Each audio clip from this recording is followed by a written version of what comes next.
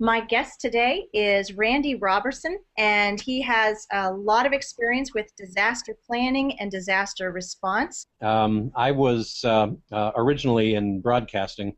One day interviewed a guy by the name of Dr. Larry Ward, who had about 40 years in this line of work, and went through an 8-year mentoring process with Larry prior to his passing, and since then have headed up disaster response operations in a variety of different countries, as well as here in the United States. Has primarily been focused on mobile medical in the medical surge during the initial hours of disasters, as well as tactical communications, and then also water purification.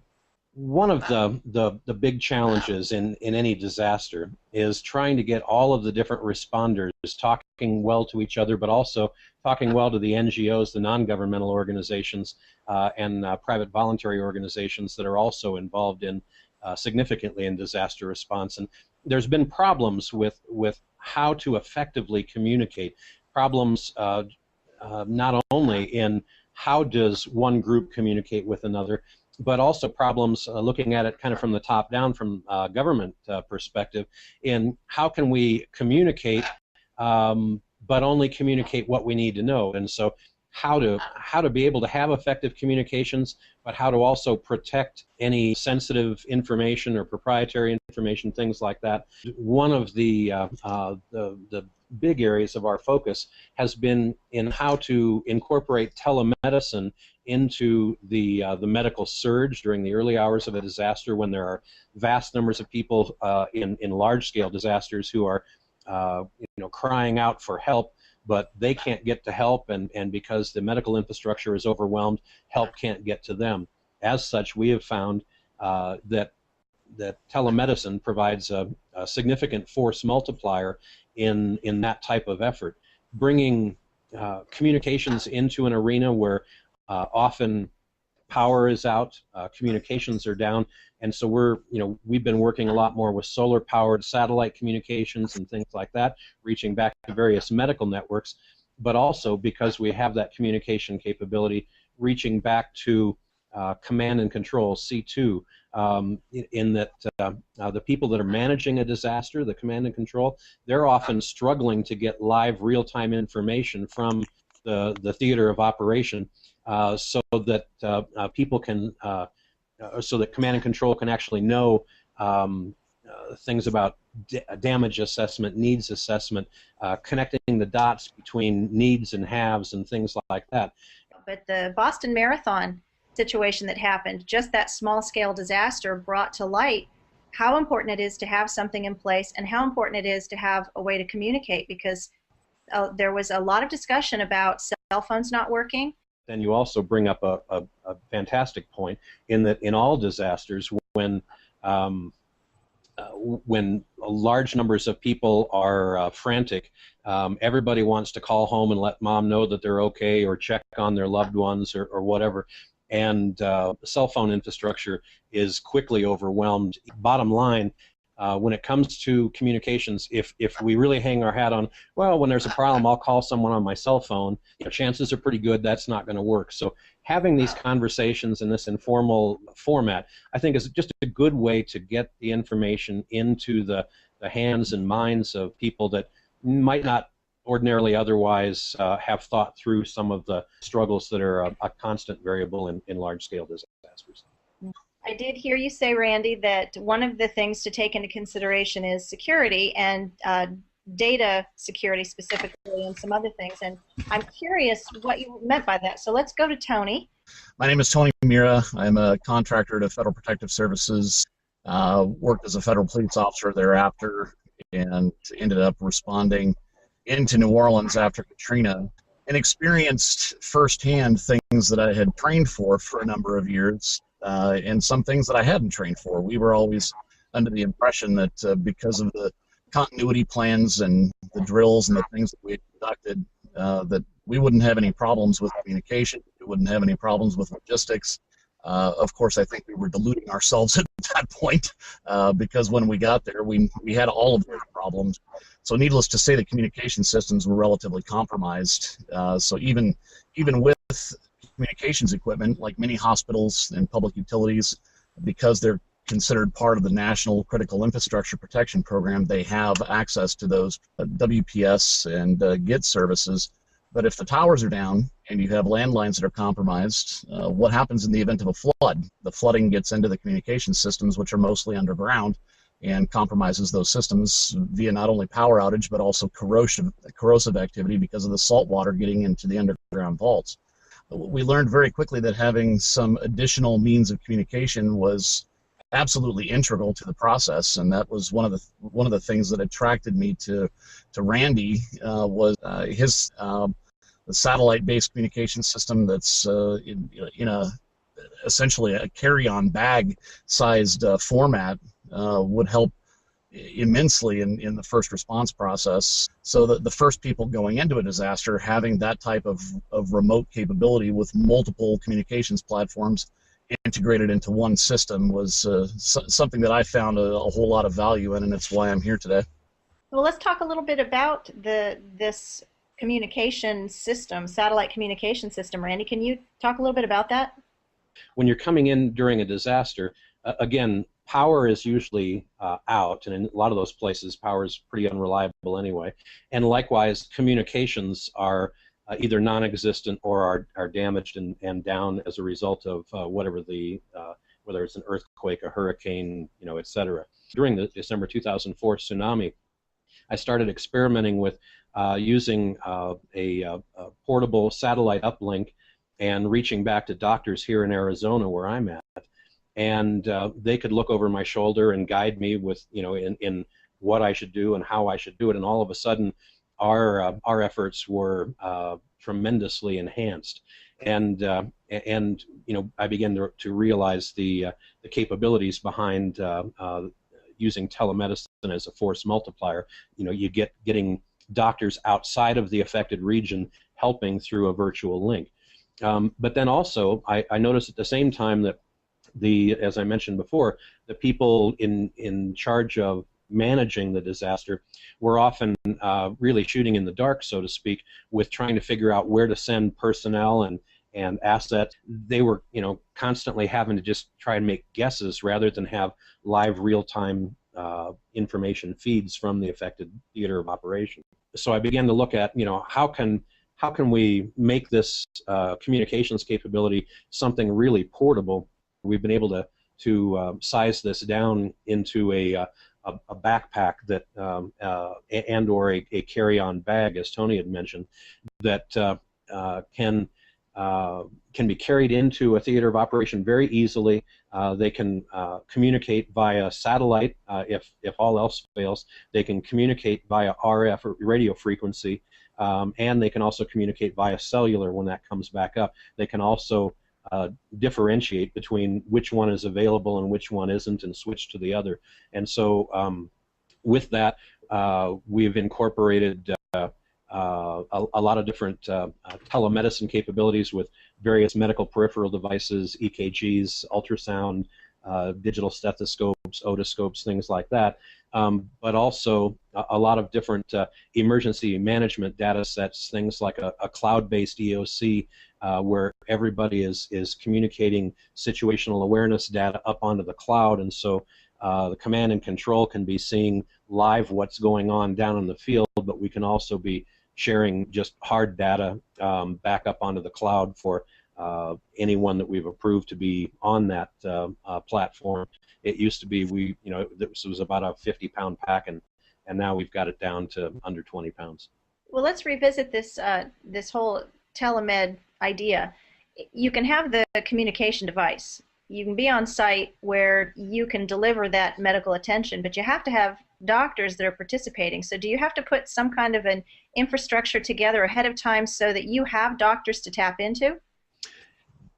Short answer is yes. The longer answer is I've been a member of the American Telemedicine Association for a number of years, and I've sat on their Emergency Preparedness and Response SIG. And one of the things that group has been doing for a number of years is developing a database of doctors and hospitals in all 50 states. There's, all the way to tele-ICU units that can monitor and manage ventilators and things like that. Well, I want to get the other Randy.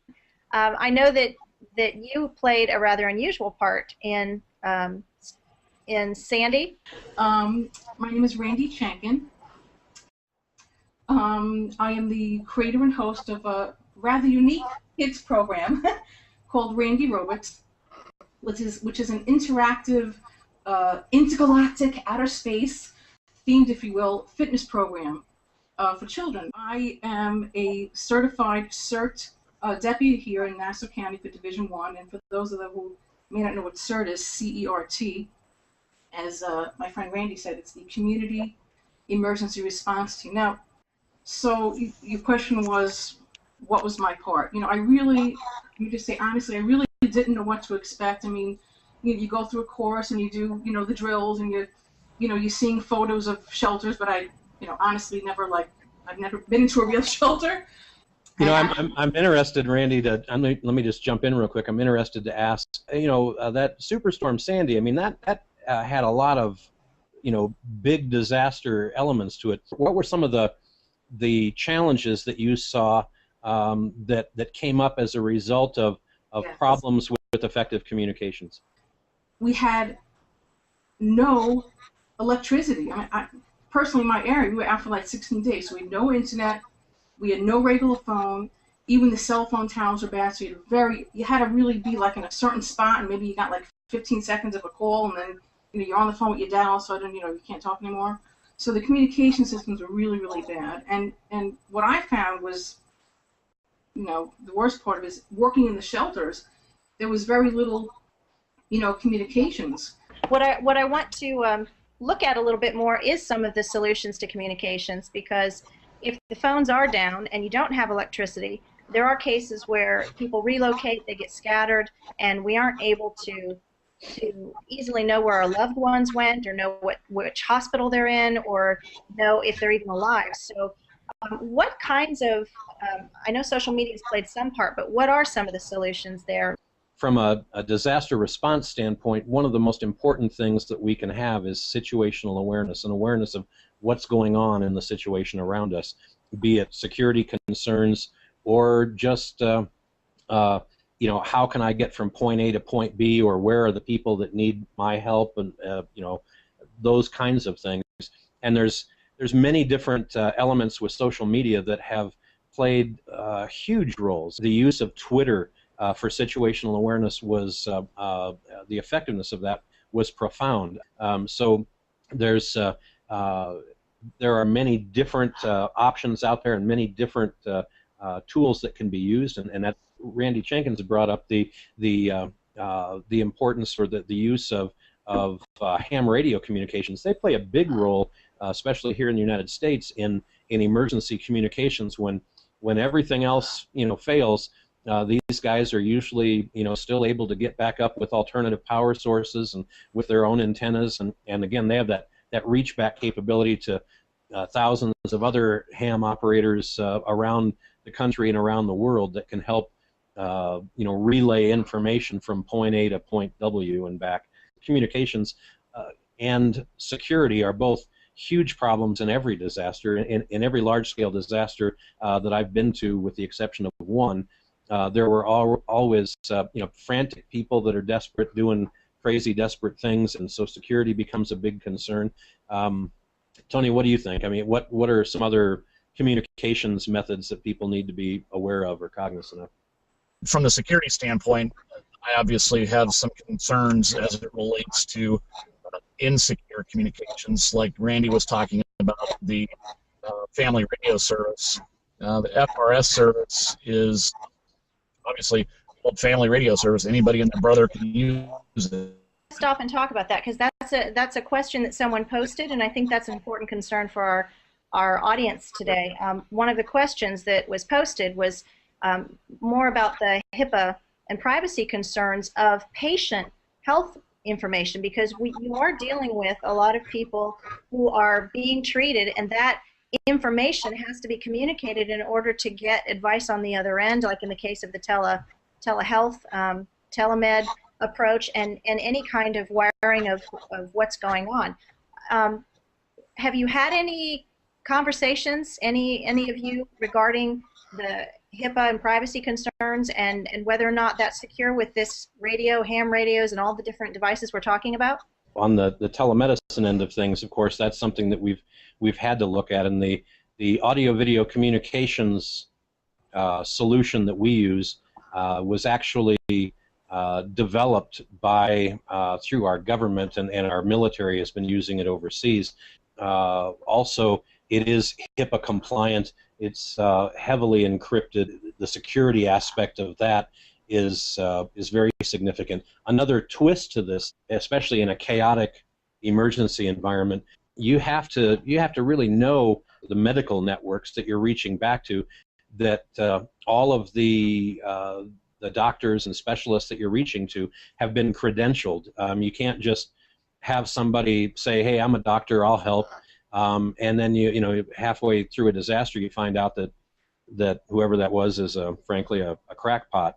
If the folks in the medical community that are watching, certainly feel free to contact me, or you know, many of the folks here probably are members of the American Telemedicine Association. Check into the Emergency Preparedness and Response group with the ATA.